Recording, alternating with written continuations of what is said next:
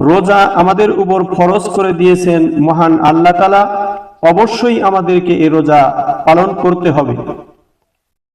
আমাদের রোজা কবুল হবে এই আশায় আমরা সিয়াম সাধনা করব। কিন্তু হয়তো কোনো ত্রুটির কারণে আমাদের রোজা আল্লাহর দরবারে কবুল নাও হতে পারে। তবে আমার নিজের রোজা কবুল না হলেও একটি সুন্দর পদ্ধতি আল্লাহ শিখিয়ে দিয়েছেন, যে কারণে আমার রোজা কবুল না হলেও আমি রোজাদারের সমান সওয়াব পাবো। সেটা হচ্ছে একজন রোজাদারকে ইফতার করানোর মাধ্যমে। ক্বালা রাসূলুল্লাহি সাল্লাল্লাহু আলাইহি ওয়াসাল্লাম, মান ফাত্তারা ফিহি সাইমান কানা লাহু মাগফিরাতাল লিজুনুবিহি ওয়া ইতকু রাকাবাতিহি মিনান নার ওয়া কানা লাহু মিসলু আজরিহি মিন গায়রি আইয়ান্তাকাদা মিন আজরিহি শাইয়্যুন।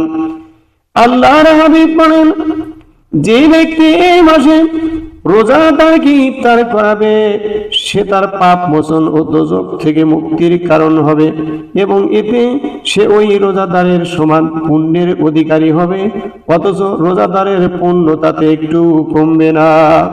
অর্থাৎ আমি যদি ইফতার করাই তাহলে আমি ওই রোজাদারের সমান আমি সওয়াব পাব।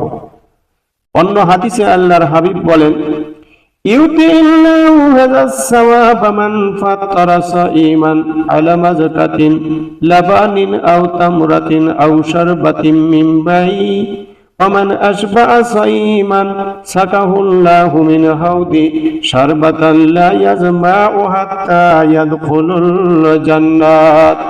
যে ব্যক্তি কোন রোজাদারকে এক ডগ দুধ দ্বারা অথবা একটি খেজুর দ্বারা বা একটু পানি দ্বারা ইফতার করাবে তাকেও আল্লাহ তাআলা রোজাদারের সমান সওয়াব দিবেন। আর যেই ব্যক্তি কোন রোজাদারকে তৃপ্তি সহকারে উদর পূর্ণ করে খাওয়াবে আল্লাহ তাআলা তাকে কিয়ামতের দিনে আমার হাউজে কাউসার থেকে এমন পানি পান করাবেন জান্নাতে যাওয়া পর্যন্ত কখনো সে আর পিপাসার্ত হবে না। কত চমৎকার, কত সুন্দর এই ব্যবস্থা। একজন সারাদিন কষ্ট করে না খেয়ে রোজা রাখে, আর একজন সন্ধ্যাবেলা তাকে একটু খেজুর বা এক ডগ দুধ বা শরবত পান করিয়ে ওই রোজাদারের সমান সওয়াবের অধিকারী হয়ে যায়। মহান আল্লাহ তাআলা আমাদেরকে রোজাদারকে ইফতার করানোর এবং তৃপ্তি সহকারে খাওয়ানোর সুযোগ করে দিন। আমিন।